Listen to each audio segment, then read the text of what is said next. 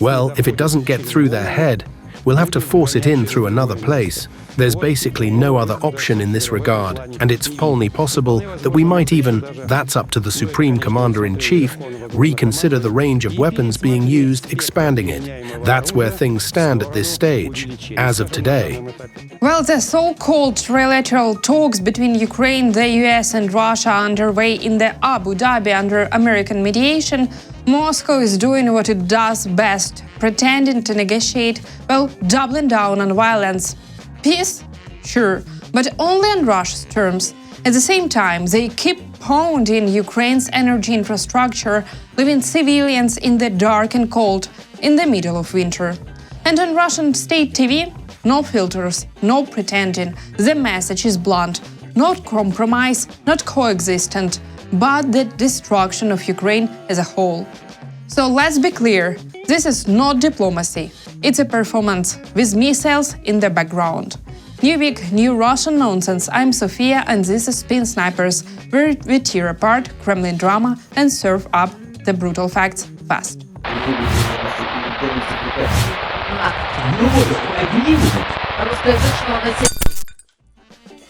Russian propagandists have found a new obsession, the Davos summit, and they're having a great time trashing Europe. They openly celebrate every sign of tensions, every disagreement, every crack in the Western camp. Especially the fact that Europe, the so-called Old West, didn't rush to join Trump's so-called peace board. In Moscow, that's been sold as a win. Not peace, not diplomacy, just a pure satisfaction watching Europe refuse to play alone. Because for Russian propaganda, division is always the goal. So, who exactly is in isolation now? Who ended up isolated?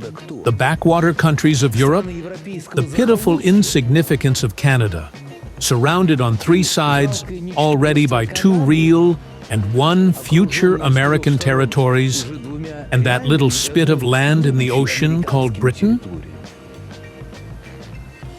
Is that all? Are these the ones who not so long ago kept repeating, Russia is isolated? Russia is isolated? So tell me, who is in isolation now? Russia, of course, loves twisting facts to fit its narrative and openly celebrates every moment of tensions between the United States and Europe. But while Moscow rubs its hands, it conventionally ignores reality. Russia is increasingly turning into a raw minerals appendage of China, yet still insists on labeling itself a great power, a self-declared greatness that exists mostly on state TV. There are no great powers in Europe. Europe no longer has any great powers. None. The United States is a great power. China is. India is. Russia is. But Europe has none. What exists instead is some amorphous entity called Europe. Russian talking heads, of course, rushed to attack the meeting between President Zelensky and Donald Trump. Despite both leaders calling the talks productive, Russian propaganda immediately slid into conspiracy mode, speculating about what supposedly went wrong, even when there was no evidence that anything did. You know, when I saw Trump saying that the negotiations had gone very well, I recalled how many times Trump has said that something went very well, when in fact it turned out to be very bad. And since there is very little information, we are forced to literally decipher a kind of body language, to read between the lines. I saw that scene. First of all, Zelensky walking down the stairs with a very grim, angry expression on his face. At that moment, I understood that things were clearly not going well. And then, when Zelensky actually delivered that speech, it was also something completely unexpected for him. How happy Trump looked at the establishment of the so-called Peace Council, and how obvious it was that he was irritated by having to spend 40 minutes talking to that Zelensky. You could literally see it, his irritation. Well, one can understand it, because he sees him as a thief, someone who is stealing taxpayers' money. A thief, that's what he is. And the story with Zelensky will end very simply, if he even lives to see that moment. When the same United States issue an arrest warrant for him, he will be brought in handcuffs for stealing American taxpayers' money. Russian propagandists love accusing Ukraine of corruption, completely missing the irony. Their own dictator has already stolen everything from them: their freedoms, their opportunities, and most importantly, their future. That's how the Russian system was built in the first place, an empire of theft, corruption, and repression, now eager to export its brand of autocracy to neighboring countries. And while the US at least tries to push forward trilateral talks, Russian state TV is not even pretending anymore, openly talking about plans to continue striking Ukraine's civilian cities. If there are still people of sound mind left in Ukraine, they should understand that with this leader, you are doomed to destruction. Doomed as a state, as a nation, as an economy, as anything at all. I'm not even talking about the intellectual sphere, where achievements are simply zero, absolutely zero over the past 34 years. You created nothing, squandered everything Soviet era, and were unable to present anything of your own to the city or the world. If you have decided to multiply yourselves by zero, then our task is to provide you with maximum assistance in that. I see this solely as an intensification of massive, coordinated, and where necessary, individual strikes against the most sensitive points on Ukrainian territory. In 34 years of independence, Ukraine has achieved a lot. It built a modern army that's defending the country today, created an IT industry competing with global giants, revived competitive art, film, and music, and produced athletes-setting world records. What about Russia? Over the same period, all they've done is steal territory, maintain a corrupt economy, and wage war on their neighbors. Literally, history of theft and destruction. And while Russian propagandists call for bombing Ukrainian cities, they themselves cry about their own citizens being left in the dark and freezing.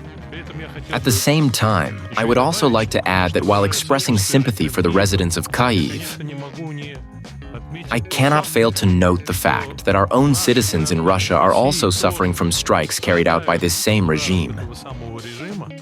My compatriots in Krasnodar Krai and in Adygea have just recently become victims of an attack that was not provoked by them in any way. Belgorod, Oryol.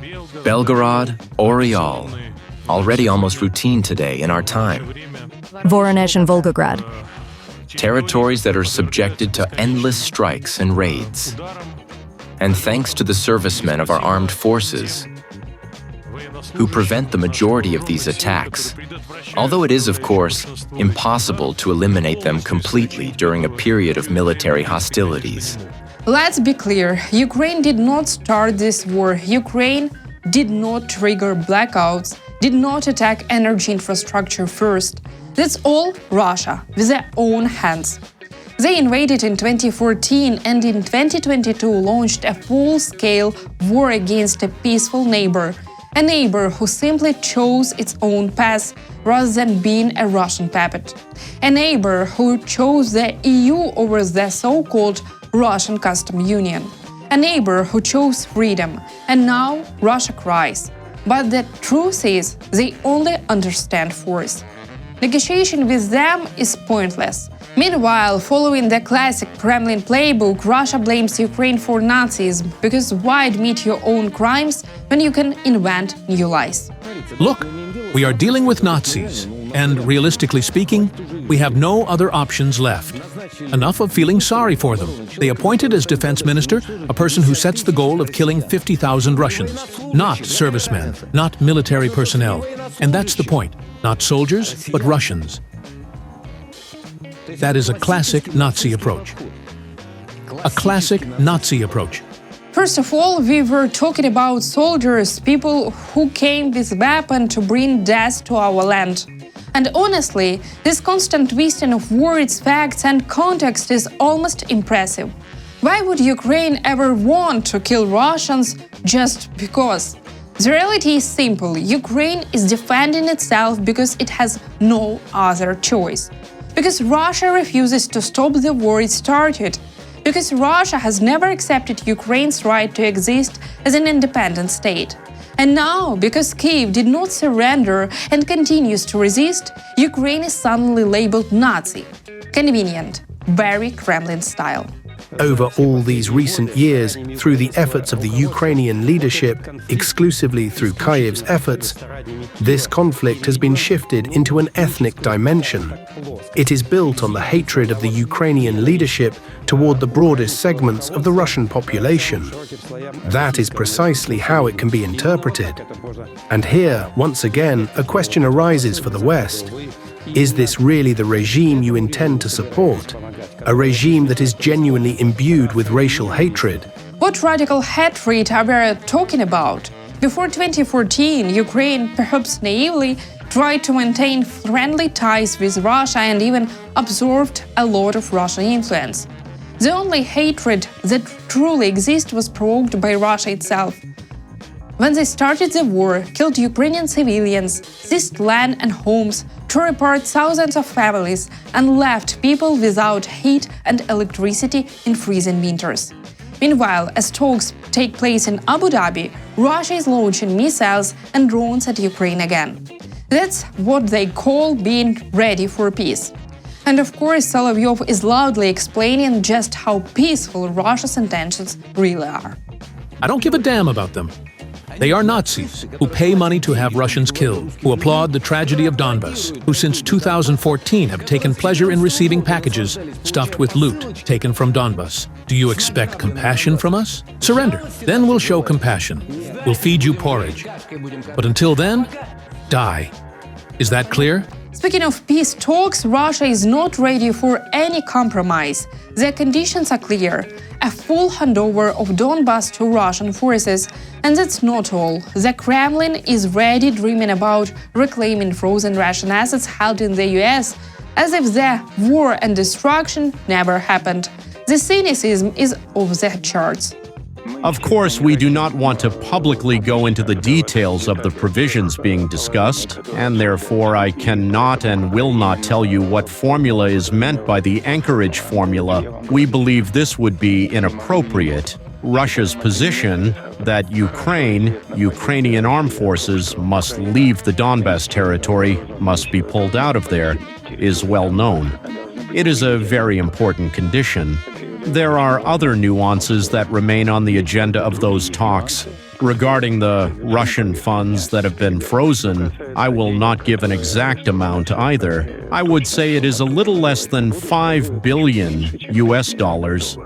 For anyone thinking that handing over Donbas would bring peace, here is the harsh reality.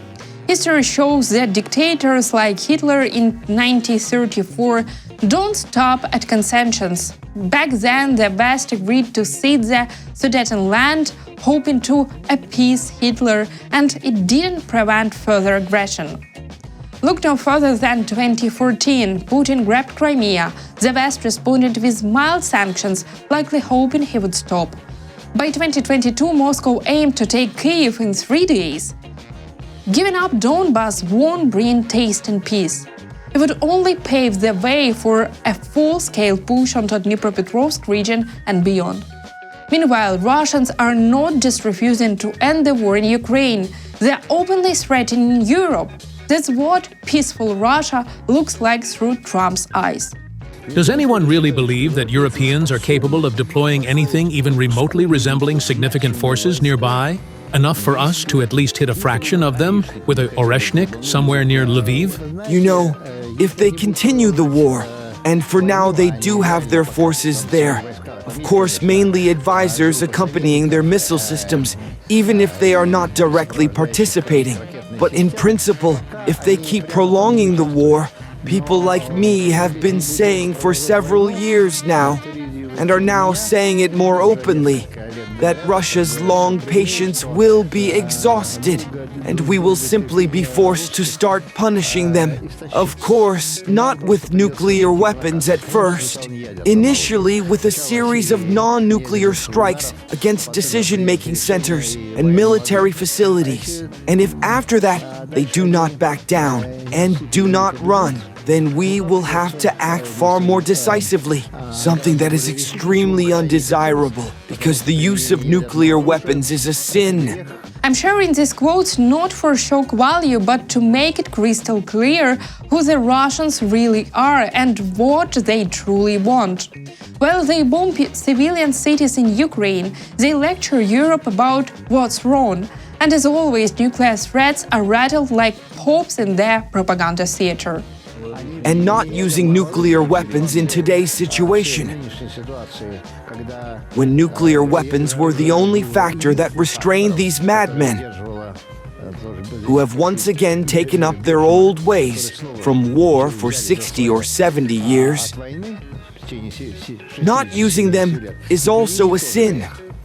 So yes, I know that Vladimir Vladimirovich is, of course, hesitating, thinking, calculating, hoping. But I assume that if his hopes are not fulfilled, then sooner or later we will have to. So here is the Russian message, loud and clear. They're not ready for real peace. They blame Ukraine for the very crimes they commit, themselves are ready to deliver devastating strikes on civilians and even threaten Europe. This is not just talks. It's the strategy of an aggressor with no limits or principles. That's why we all need to stay vigilant, support Ukraine's defense, and give them zero chance to pursue their imperial ambitions. Because if we don't, they won't stop, and the consequences of their bloodless thirst for the power and force will be felt across the world. That's it for today. While the Russian propaganda machine keeps running, we'll keep exposing their lies. I'm Sophia, and this was Spin Snipers. Stay curious, stay skeptical, and don't fall for their spin.